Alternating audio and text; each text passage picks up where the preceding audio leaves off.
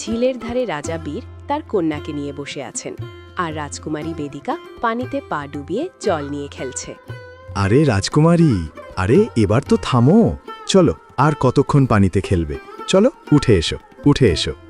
ওহো পিতাজি, আরেকটু সময় দিন না। আপনি তো জানেন পানিতে খেলতে আমার কত ভালো লাগে। আরে দেখুন তো, ওই মাছটা কত সুন্দর। এই কথা বলতে বলতে রাজকুমারী বেদিকা সেই মাছটির দিকে তাকিয়ে থাকে। হঠাৎ করে মাছটি তাকে কামড়ে দেয় এবং সঙ্গে সঙ্গে নিজের আসল অঘোরী রূপ ধারণ করে। হায় হায় হায়, আজকের আগে আমি এত সৌন্দর্য কখনো দেখিনি। মহারাজ, এ কি আপনার কন্যা? হ্যাঁ, কিন্তু তুমি কে? তো তুমি তো একটা মাছ ছিলে না? হঠাৎ করে তুমি অঘোরীর রূপ নিলে কিভাবে? রূপ পরিবর্তন করা অঘোরী ত্রিকালের বাঁ হাতের খেলা। যাক, সেসব কথা ছেড়ে দিন মহারাজ। আমার মন আপনার কন্যার উপর পড়েছে, তাই আমি এই মুহূর্তেই তাকে বিয়ে করতে চাই। এসব কি কথা বলছো? এটা কখনো হতে পারে না, কখনোই না।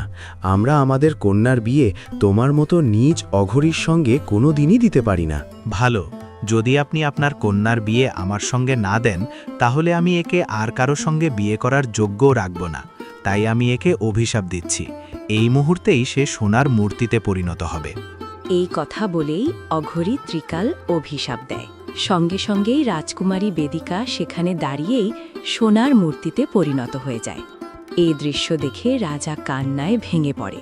ত্রিকাল অঘোরীর সামনে কাকুতি মিনতি করে বলেন, না না না, অঘোরী, অঘোরী, তুমি আমার কন্যাকে আগের মতো করে দাও, ওকে সুস্থ করে দাও, তোমার অভিশাপ ফিরিয়ে নাও।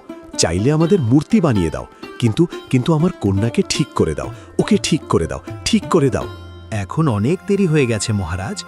তাছাড়া খুব গর্ব করেই তো বলেছিলেন এর বিয়ে আপনি আমার সঙ্গে দেবেন না।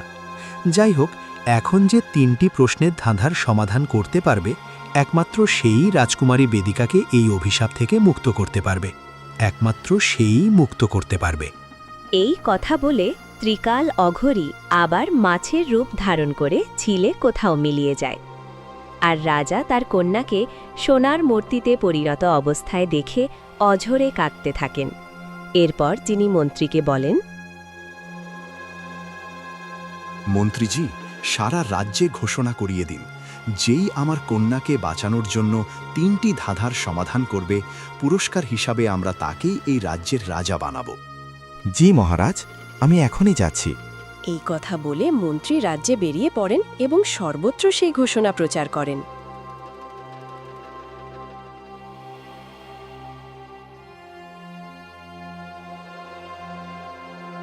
শোনো শোনো শোনো, মহারাজ এই ঘোষণা করিয়েছেন, যে কেউ 3টি ধাঁধার সমাধান করে তার কন্যা রাজকুমারী দেবিকাকে অভিশাপ থেকে মুক্ত করতে পারবে, পুরস্কার হিসেবে মহারাজ তাকেই এই রাজ্যের রাজা বানাবেন।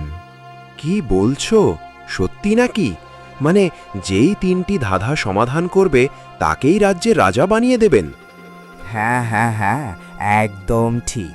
কিন্তু মনে রেখো, যে 3টি ধাঁধা সমাধান করতে পারবে পুরস্কার শুধু তারই, আর যে সমাধান করতে পারবে না তার বদলে তাকে মৃত্যুবরণ করতে হবে। এটা মনে রেখো। আচ্ছা, তাই নাকি? ঠিক আছে, আমার তো মনে হয় না পরীক্ষা খুব একটা কঠিন হবে, তাই আমরা এখনই মহারাজের কাছে যাচ্ছি। এরপর তারা মন্ত্রীজির সঙ্গে মহারাজের কাছে যায় এবং বলে,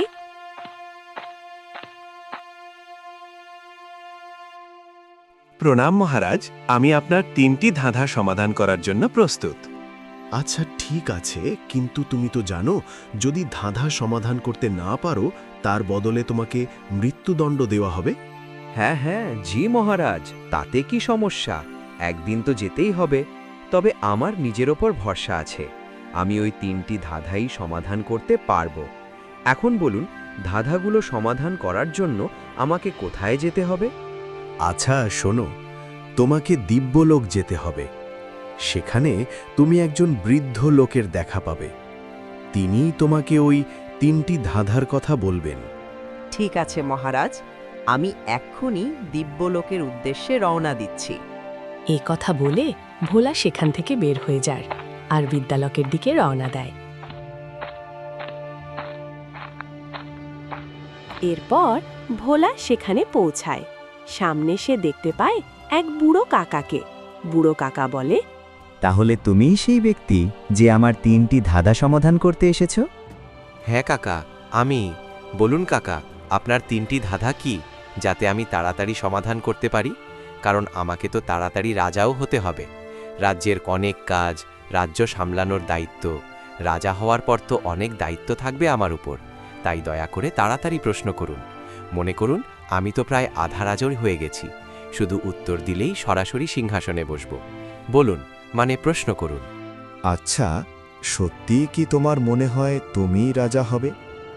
আরে কাকা, না তো কি কি কথা বলেন? মাত্র 3টে ধাঁধার উত্তর দিতে হবে। এ তো আমাদের বাঁ হাতের খেলা। হ্যাঁ, তাই তো। এটা তো তোমার বাঁ হাতের খেলা। আচ্ছা দেখি কেমন খেলো তুমি। আর কি, এখন দেরি করবেন না। এই যে হাসবেন না, তাড়াতাড়ি ধাঁধা জিজ্ঞেস করুন। আচ্ছা ঠিক আছে, তাহলে শোনো। প্রথম ধাঁধা হলো মৃত্যুর পুকুর। এই পুকুরে যেই প্রথম নামবে সে আর জীবিত বেরোতে পারবে না, কিন্তু রাজকুমারীকে বাঁচাতে হলে তোমাকে এই পুকুর পার হতেই হবে। এখন বলো তো, না মরে কিভাবে তুমি এই পুকুর পার করবে? বুড়ো কাকার প্রথম ধাঁধার কথা শুনে সামনে সেই গভীর মৃত্যুর পুকুরটা দেখে ভোলার এতক্ষণকার সব বড় বড় কথা যেন হাওয়ায় মিললে যায়। তখন ভোলা বলে, আরে কাকা, কি ভয়ঙ্কর ধাঁধা জিজ্ঞেস করলেন! যার নামই যখন মৃত্যুর পুকুর, তখন না মরে কেউ কিভাবে সেটা পার করবে? এই পুকুরে নামা ছাড়া তো একে পার করা সম্ভবই নয়। কিন্তু হ্যাঁ, আমার মনে হয় না যে এতে নামলেই মৃত্যু হবে। না না না, আমার তো মনে হয় না। তাই আমি একবার নামিয়ে দেখি। এই কথা বলে ভোলা হাসতে হাসতেই মৃত্যুর পুকুরে নিজের পা রাখে। কিন্তু পা রাখা মাত্রই পুকুরটা হঠাৎ তাকে নিজের দিকে টেনে নেয়। ভোলার ব্যর্থতার খবর শুনে গ্রামের আরও অনেক মানুষ রাজা হওয়ার লোভে ওই ধাঁধাগুলো সমাধান করার চেষ্টা করে। কিন্তু তার বদলে সবারই কপালে জোটে মৃত্যু। এদিকে রাজা গভীর দুশ্চিন্তায় মন্ত্রীকে বলেন, মন্ত্রীজি, আমাদের রাজ্যে কি এমন কেউ নেই যে আমাদের কন্যাকে বাঁচানোর জন্য এই 3টি ধাঁধা সমাধান করতে পারবে? এখনো পর্যন্ত কেউ তো প্রথম ধাঁধাটাই সমাধান করতে পারল না। ক্ষমা করবেন মহারাজ, কিন্তু রাজ্যের যত নিরভয় ও সাহসী মানুষ ছিল তারা সবাই ধাঁধা সমাধান করার চেষ্টা করেছে, আর তার বদলে সবাই মৃত্যুবরণ করেছে। না না, যাই হোক না কেন, আমাদের কন্যাকে আগের মতোই সুস্থ ও নিরাপদ অবস্থায় পরিরয়ে আনতে হবে। আর ওকে ঠিক করার জন্য যদি আমাকে পাতাল লোক থেকেও সেই মানুষটাকে ডেকে আনতে হয়, তবুও আমরা ডাকব। তাই আপনি যান যান, আর একবার কোনো যোগ্য লোক খুঁজে নিয়ে আসুন। যান। হ্যাঁ হ্যাঁ, শান্ত হন মহারাজ। আমি যাচ্ছি। আপনি নিজেকে সামলান, দয়া করে নিজেকে সামলান। রাজার কথা শুনে মন্ত্রীজি সেখান থেকে চলে গেলেন। অন্যদিকে পাশের রাজ্যে মনোজ নামে এক গরিব কাঠুরে তার বৃদ্ধ মা আর এক বোনকে নিয়ে থাকত। সে খুব কষ্টে কাঠ কেটে বিক্রি করে সংসার চালাত। একদিন তার মা বললেন, মনোজ, কোথায় যাচ্ছ? আর কোথায় যাব মা, বাইরে কাঠ বিক্রি করতে যাচ্ছে। হ্যাঁ বাবা, আমি জানি, কিন্তু আজ সন্ধ্যায় তাড়াতাড়ি বাড়ি ফেরো, কারণ আমি রেখার বিয়ে ঠিক করে ফেলেছি। আজ সন্ধ্যায় তার শ্বশুর বাড়ির লোকজন আসবে। হ্যাঁ হ্যাঁ, ঠিক আছে, আমি তাড়াতাড়ি চলে আসব। আপনি চিন্তা করবেন না, আমি আমার রেখার বিয়ে ধুমধাম করে দেব। এ কথা বলে মনোজ জঙ্গলে চলে গেল।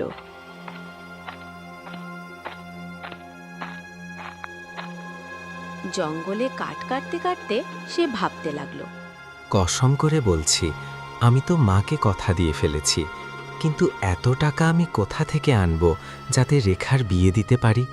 হে ভগবান, এখন আপনিই আমার সাহায্য করুন। ঠিক তখনই রঘু নামে আরেক কাঠুরে সেখানে এসে তাকে চিন্তায় ডুবে থাকতে দেখে বলল, আরে মনোজ, আরে ভাই, কি ভাবনায় ডুবে আছিস? কাঠ কাটতে কাটতে কি স্বপ্নে রাজপ্রাসাদের রাজা হয়ে গেছিস নাকি? কি বলছো ভাই? আরে হ্যাঁ, না রঘু ভাই, এমনিই কাঠ কাটছিলাম, তাই হঠাৎ কিছু কথা মনে পড়ে গেল। আচ্ছা, ঠিক আছে। তবে একটা কথা বলতো, আজকাল তোমার রোজগার কেমন হচ্ছে? আরে কি রোজগারই বা হচ্ছে, কি বলবো ভাই, একটা কাঠ বিক্রি হলে সেটাই তো অনেক বড় কথা। হ্যাঁ, সে কথাও ঠিক। যাকগে, তুমি সুন্দরগড়ে গিয়ে অন্য কোনো কাজ খুঁজে দেখছো না কেন? হতে পারে সেখানে গিয়ে ভালো কোনো কাজ পেয়ে যাবে। আমার তো মনে হয় তুমি আগেও তো সেখানে গিয়েছিলে, তাই না? সুন্দরগড়ের নাম শুনতেই মনোজ গভীর চিন্তায় ডুবে যায়। তার চোখের সামনে কয়েক বছর আগের একটা দৃশ্য ভেসে ওঠে। মনোজ, আমার ওই গোলাপ ফুলটা চাই, কিন্তু ওই গাছটায় তো অনেক কাঁটা। তুমি কি আমাকে ওটা এনে দিতে পারবে? আচ্ছা, কাঁটা থাকলেই বা কি হয়েছে রাজকুমারী, আমি এখনই আপনাকে ওই গোলাপ ফুলটা এনে দিচ্ছি, আপনি একটু অপেক্ষা করুন। এই বলে মনোজ সে কাঁটা ভরা গাছের দিকে এগিয়ে যায়। কাঁটায় কাঁটায় তার শরীর রক্তাক্ত হয়ে যায়, তবুও সে রাজকুমারী বেদিকার জন্য গোলাপ ফুলটি তুলে নিয়ে আসে। তা দেখে রাজকুমারী খুশিতে বলে ওঠে, ওহ মনোজ, তুমি কত ভালো! সত্যি বলতে কি, তুমি আমাকে যতটা ভালো লাগো, এই দুনিয়ায় হয়তো আর কেউ ততটা ভালো লাগে না। কি বলছেন রাজকুমারী? আমাকে আপনার ভালো লাগে? হ্যাঁ, আর কি। সত্যি বলতে কি, তুমি যদি রাজি হও তাহলে আমি তোমাকেই বিয়ে করতে পারি। রাজকুমারী বেদিকা এভাবে বলতে মনোজের হৃদয়ে একটা অদ্ভুত অনুভূতি জেগে ওঠে। সে সাহস করে নিজের মনের কথা বলে। দেখুন রাজকুমারী বেদিকাজি, সত্যি কথা বলতে আমিও আপনাকে ভালোবাসি, কিন্তু কখনো আপনাকে বলতে পারিনি। আর আজ আপনি নিজেই যখন বললেন, তখন আমি আর নিজের ভালোবাসার কথা লুকোতে পারলাম না। তাই সত্যি সত্যি বলুন, মিথ্যে বলবেন না। আপনি কি সত্যি আমাকে বিয়ে করবেন তো?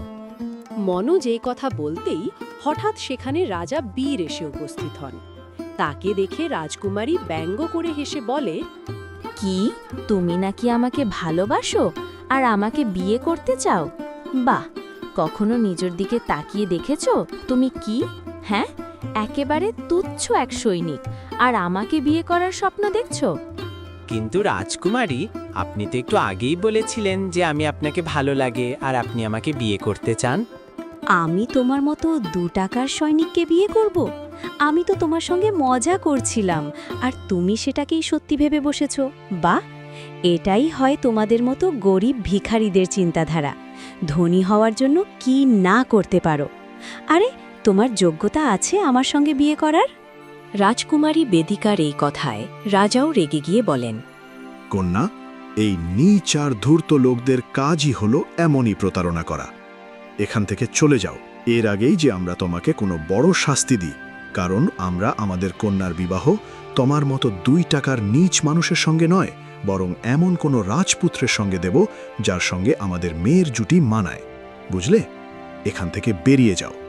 রাজা ও রাজকুমারী বেদিকার এভাবে অপমান করার পর মনোজ চুপচাপ নিজের রাজ্যে ফিরে আসে। ও মনোজ, ও ভাই, কোথায় হারিয়ে গেলে? কি ভাবছিস এত? আরে না, কোথাও না রঘু ভাই, এমনি। আচ্ছা, ঠিক আছে। চল ভাই, তুমি কাঠ কাটো, আমি তাহলে চললাম, ঠিক আছে? এই বলে রঘু সেখান থেকে চলে যায়।